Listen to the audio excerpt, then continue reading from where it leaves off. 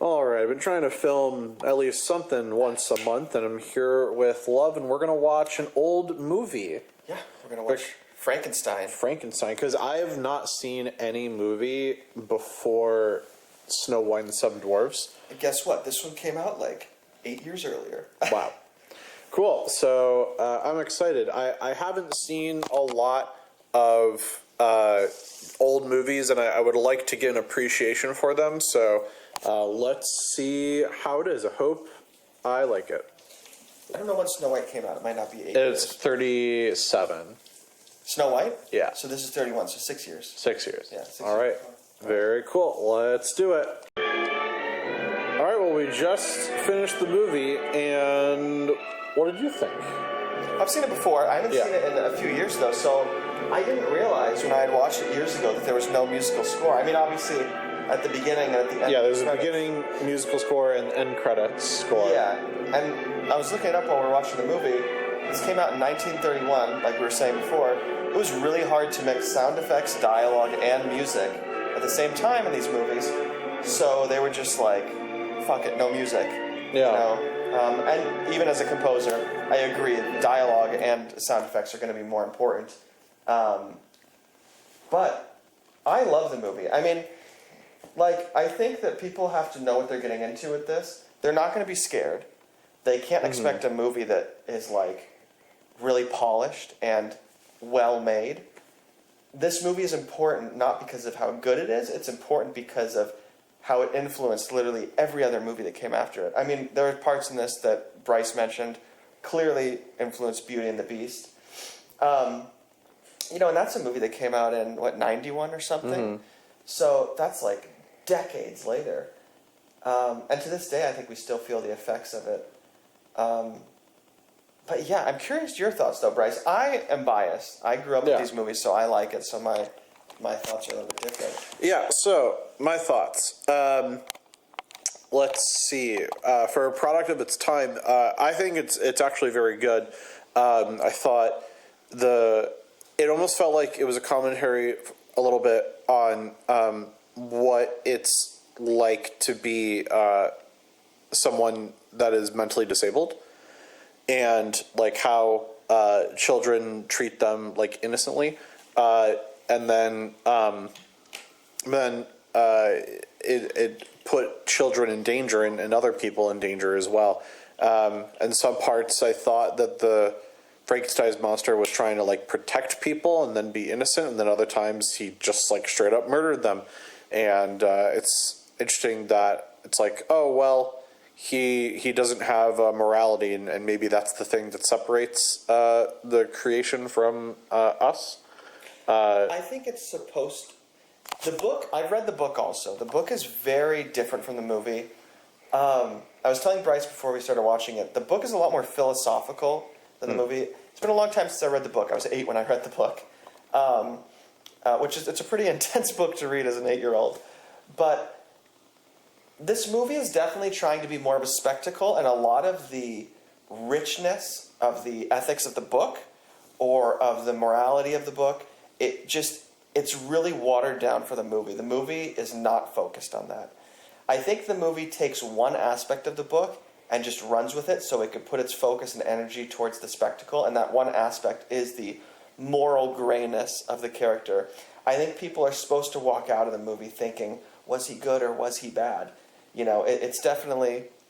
Does that make sense? It's like exactly.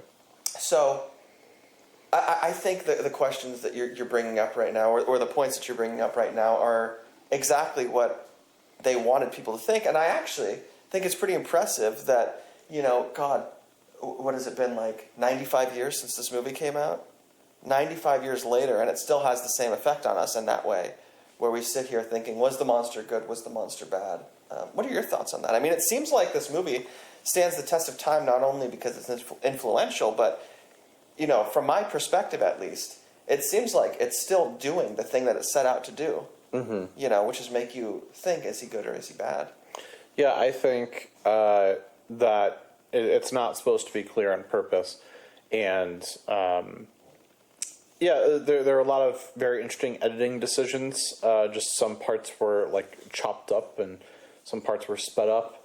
There was a moment where Frankenstein's monster threw Frankenstein over the balcony of the windmill, and they used this like transparent effect that they probably used mirrors to achieve, because he was only like halfway there, and then maybe they must have like brightened the picture or something. Yeah, lots of interesting editing tricks. But overall, I would give the movie a 9 out of 10. I would agree. I think 9 out of 10 is appropriate. I think when rating movies like this, you have to take into consideration the time in which it was created. Absolutely. And what it was doing at the time. You can't listen to, the Bach harpsichord concerto in D minor and say, Bach wasn't really thinking so much about like how this would be recorded, and we have to take into consideration the fact that it's recorded. It's like, no. For the time that it was created, for what it did and how it influenced things, like 9 out of 10, 10 out of 10. And I think that a lot of modern audiences would benefit actually from watching these old movies and trying to, adopt that perspective. I think with a lot of old art, actually, I'll use probably a better analogy. You can't look at a painting and go, God, this is boring. Nothing's moving, Mm-hmm. So definitely the special effects were revolutionary for the time. I mean, some of the stuff now we look at, like Bryce and I were discussing a moment when, like, God, I don't know exactly even what to call it, but it was like a giant plank of wood fell on Frankenstein's, like, the back of his neck, and it looked like, like it was just all these shots, and I told Bryce, I said, is that stop motion? He was like, no, they sped it up. Yeah, so they, like, recorded it slowly and they sped it up. But I think that's brilliant. It's just, it looks bad by today's standards, but it doesn't take away from the fact that that's brilliant. And then, later on in movies, we could take those effects and we can add on to them. So it really makes me wonder, how the hell did they come up with all this shit? Mm-hmm. And I think that that's really part of the magic of it all. And I will say there are things about this movie that absolutely, like, hold up to modern standards of, like, visuals. I think the shot where Frankenstein's fiancée is on the bed, that's a really well-composed shot. She's, like, in the corner on the bed, and then you see, like, the window, and there's the monster there, and he runs away, and they all come in. It's just, like, things like that are really, they're, like, really nice to look at. I think the whole set piece with the creation of the monster, that every scene there, it was really well composed. Yeah. I give it a 9 out of 10 out of 10 out of 10 for some of the continuity of, like, the times where, like, the clothing does not match the time. Like, I have no excuse. Absolutely no excuse. Yeah. I don't care. Like we were talking about the fedoras and stuff. Yeah. I'm not going to give it a 10 out of 10, mainly because, I mean, that bothers me, but for me, the main issue is some of the editing choices. Like at the beginning when they're leaving the graveyard and it just cuts and they're like 5 feet ahead now. Yeah. That's weird. Somebody in the editing department should have looked at that and been like, can you end the shot sooner? Like, do something. Cut it before they get to that rock, and then cut to the part where they could have just done like a separate shot of them far away for 3 seconds, and then brought it back if that part of the footage was missing. Well, what I'm saying is, even in the like editing of the movie, and maybe this is what you're saying, and I'm not understanding it. Even in the editing of the movie, if they can't go back and re-record stuff or record new stuff, there's plenty of editing things you could do to fix these problems. Yeah. And I refuse to believe that back then this was, inaccessible to them. Like, if they can come up with these amazing special effects ideas, they could come up with better. They could have fixed that. Yeah, and you know what? It wouldn't have looked as good as modern editing, but it wouldn't have been like a blunder. It wouldn't have been like half-assed is the term I'm looking for. Hop.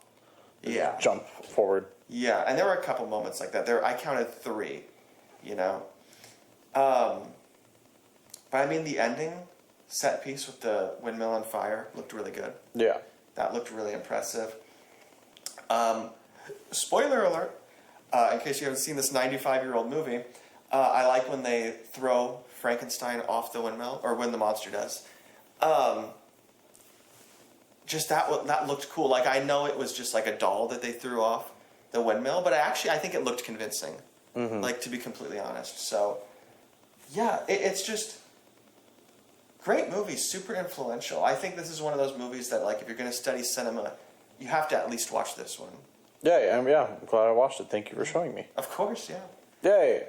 All right, we'll watch some more movies another time. Yay. Here's our weird cut. We're going to do the Frankenstein thing and cut this weird. I don't like how they pronounce some of the German stuff. Oh, like yeah, they Goldstadt. fucked it up. And they're like, Goldstad, you know? And I'm not going to be super anal about this, but Frankenstein is technically Frankenstein. Frankenstein. But yeah, or the Burgermeister, they're like, the Burgermaster. Yeah. Like, things like that are kind of funny. And I know my German pronunciation isn't very good either. But, you know, at least come on, put some effort in. Like the ST, you know. Yeah. So. There you go. Yay.